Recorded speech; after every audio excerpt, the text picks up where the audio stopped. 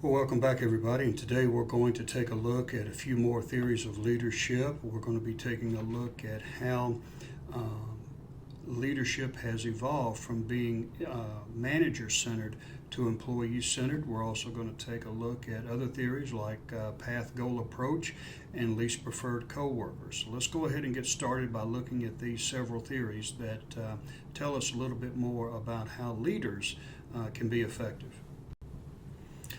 Well, welcome back, everybody. And yesterday we looked at some of the fundamentals of leadership as far as its definition and the different beliefs about who were great candidates for leadership. We also took a look at some of the behavioral approaches, and today we're going to go a little bit further into contingency approaches that are kind of popular today. Now, today we have contingency, or what they call here situational leadership models. Situational models assume that appropriate leader behavior varies from one situation to another situation. Now, this is a profound break from the traditional way of looking at leadership. It was believed in the past that the worker, the employee, should conform to the leader's style of management or leadership. For instance, you go into a company and you have a hard time working for a leader, and they would tell you, well, you're just going to have to get used to it. That's the way he or she operates. Now, that is under the traditional autocratic model, would say that the leader is always right and it's up to the employee to conform to the leader's style of behavior. With situational models, we have really done the exact opposite. Today, we believe an effective leader will adjust his or her style to that employee's abilities and level of knowledge, skills, abilities, and other characteristics. So it assumes that the leader should vary his or her behavior from one situation to another situation. Also, seek to identify how key situational factors interact to determine appropriate leader behavior. So there are situations, and you see here situation models are situation specific. Now, the leadership continuum model is a model by Tannenbaum and Schmidt that underlies research in this field, and we'll go ahead and take a look at that model now. Really, what you see here with Tannenbaum and Schmidt's model is just how things have changed. This is how it was in the past.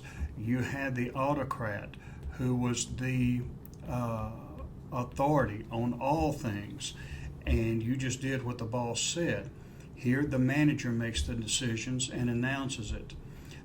As we've moved on, the manager now sells the decision. So it's not just as much of do what I tell you to do, period. Today, or not today, but today too, but the next evolution was for the manager to get buy-in.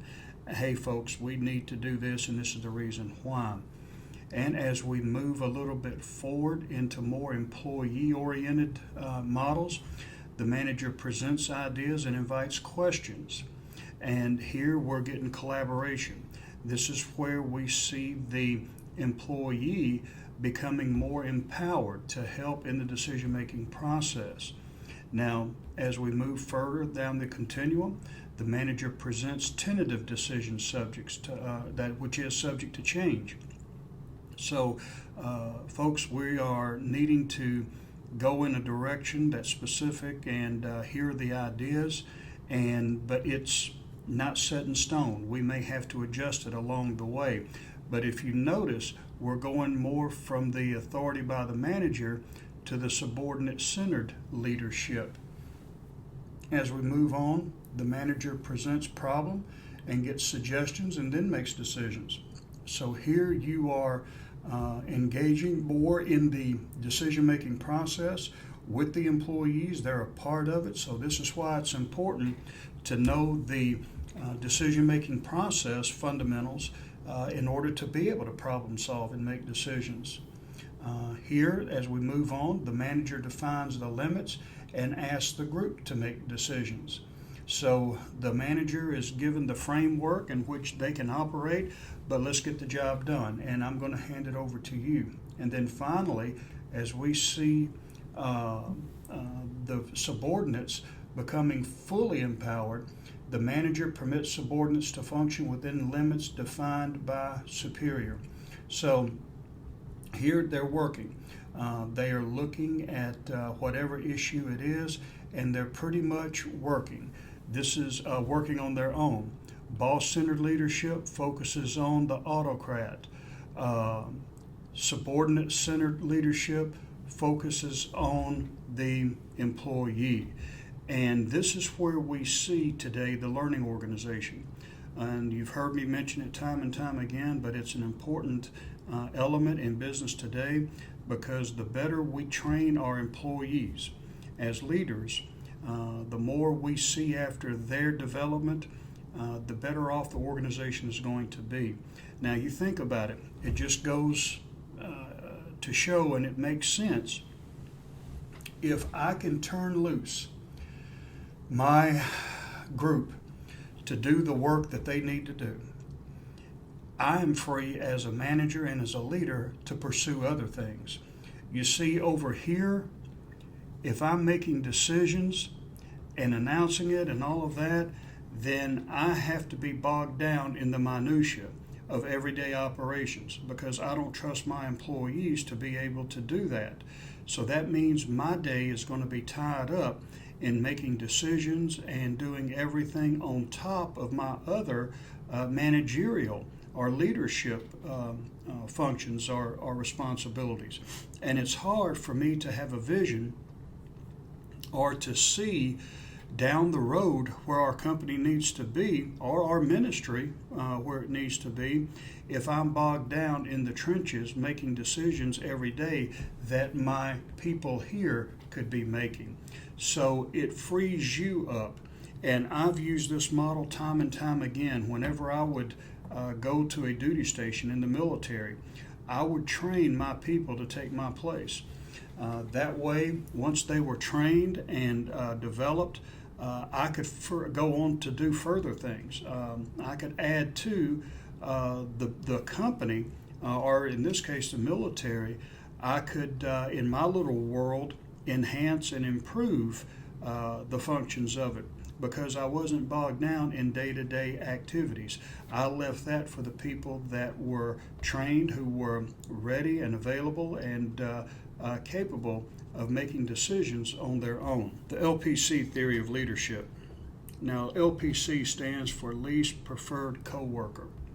And this was a theory that was posited by a guy named Frederick Fiedler. And Fiedler believed that a leader's effectiveness depends on the situation. So we're still going back to situational leadership. And he assumes a task of relationship focus for leaders could be either high or low. A high LPC, which you see here, I've already circled them, would be the least preferred coworker scenario, would have the leader being more concerned with interpersonal relationships. Low LPC, they're more concerned with task-relevant problems. Now, what are the situations that could make you more task-oriented than people-oriented, or vice versa? Well, he posits that situational favorableness factors determine proper leadership focus. So, first is leader-member relations. How is the leader in relation to, or how is the leader's relationship with the members? Is it positive? Is it negative, and so forth? Those are some areas that would be a consideration. What's the task structure?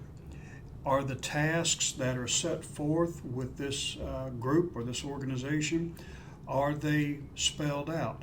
Is there structure and knowledge in what they're supposed to be doing? The more structured, the better. The less structured, and you don't know what's going on, and the task is ambiguous, and there's risk and uncertainty, that's along the lines of the least favorable situation. And also, finally, a very important aspect of it is the leader position power. How much power does this leader have? If the leader has responsibility and authority, that's going to be the most favorable type of relationship or scenario that you want. But if the leader is given the responsibility without authority, that's putting that leader in a bad spot. That's the least favorable. And the reason being is that the people will know that this person has no power over us. We don't have to listen to him or her because the person has been given the responsibility, but they have no authority and no positional power. You never want to put your workers or your leaders in a situation like that, but oftentimes I've seen it done. Now, the next slide that we're going to take a look at, Table 11.2, gives us a visual depiction of these situations. When leader-member relationships are good, you have structured and unstructured. If the task structure and position power are favorable, then you can have high. The situational favorableness is very favorable, and recommended leader behavior is task-oriented. If it's unstructured, you have moderately favorable, and then when it's leader-member relations are poor, and it's structured or unstructured, you can go from moderately favorable to very unfavorable. And then you see also too that you can move from person-oriented to task-oriented depending on where you're at right here. Depending on the situation will determine whether or not you can be, first of all, in a favorable position or unfavorable position, but it also will determine what you need to be focusing on. If the people are not responding to you and there's not a good relationship, then you're not going to be able to win them over and have a good people-oriented behavioral model. You need to focus on the task. Let's just get the job done and get it done the best you can. Now, we also have path goal theory by Evans and House. They posit that the path goal theory is really an organization and the people exist to reach goals. That's it in a nutshell. In order for you to reach goals, you need to be knowledgeable. So a leader's ability to clarify goals, the paths that are expected to reach those goals, to get to the desired end, and also to rewards. That's what a company is all about. So path goal approach looks at the situation and the leader behaviors, but they can adapt, as you see here, to different situations. But their job, leaders' jobs, are to clarify the behaviors, or what they call here paths, that will lead to the desired reward or goals. Now, what are some of the path goal behaviors when it comes to leadership? Well, you can be directive, and that's more of the autocrat, do as I say. You can be supportive, you can be like a coach. Participative, you can get in there and be like a mentor, and you can be a coach as well here, but you can get involved more directly with that employee. So directive, you're just telling them what to do, and that may be for a new employee who doesn't know much. You just listen, do what I say, and don't question. Supportive is you're giving them encouragement, resourcing them. Participative is you're actively involved as a mentor maybe and a coach. And then achievement oriented is to, again, get towards the goals. You're more task oriented at this point. Now, as we move on with path goal, there are some situational factors that we have to take into consideration. There are personal characteristics and there are also environmental characteristics. Now, some of the personal characteristics we see here is locus of control. What is locus of control? Well, that's an important concept that we have studied in business over the years. And really, locus of control means that you're either going to attribute your behaviors to yourself or the environment. For instance, you've probably known that person who, no matter what happens, it's always something else that caused it other than them. If they're late for work, well, it was the alarm clock that didn't go off. It was the traffic that was tying me up. It was always something, but it's not their fault. It's always someone else's fault. A person, and that's a person with an external locus of control. External means that the environment controls your behavior. Now, a person with internal locus of control, they would say, you know, it was my fault. Tomorrow I'm going to set the alarm clock earlier and go out and buy another alarm as well so that I've got a backup. I'm going to leave 30 minutes early starting tomorrow so that even if there's traffic, I should be here on time. That's a person with internal locus of control. They believe that they are the masters of their behaviors, that they're not influenced by the environment, that they are in control, and they can affect differences in their behaviors by taking actions on their own. Perceived ability, just as the name implies, it's their perception that they can do whatever task you set out for them. And the more you encourage and the more you spell out the task structure and what's expected, the more they're going to be able to perceive their ability in getting that job done. Now, those are the internal or personal characteristics of subordinates. But there's also environmental factors that we need to consider. Again, task structure. Is that task lined out? Is it specific? Do we have definite expectations? And do we have definite end results that we expect to have occur? The formal authority system, are you going to have the ability, or are you going to give the people the ability to make decisions on their own? What's the reporting system? Who's going to be over who, and is it going to be micromanaged, or are you going to let them go and empower them to do the job? And the primary work group. And here we're looking at the interpersonal as well as the intrapersonal interactions that take place within that organization. So you have both the internal and the external aspects.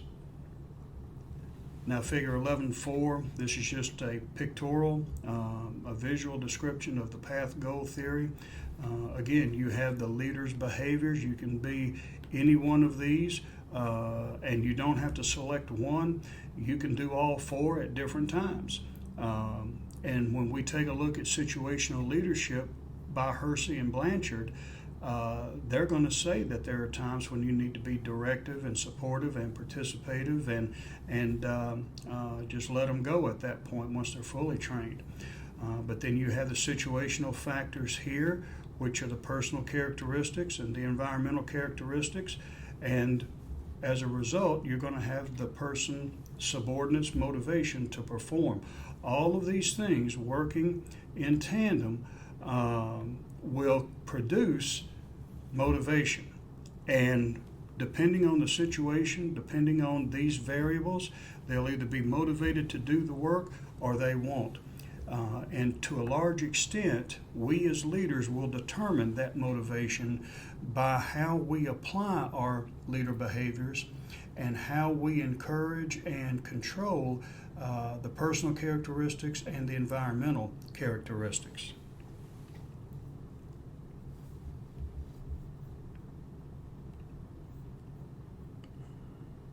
Well, today we saw several theories that really look at how a leader looks at the situation instead of just having a cookie cutter approach to leadership.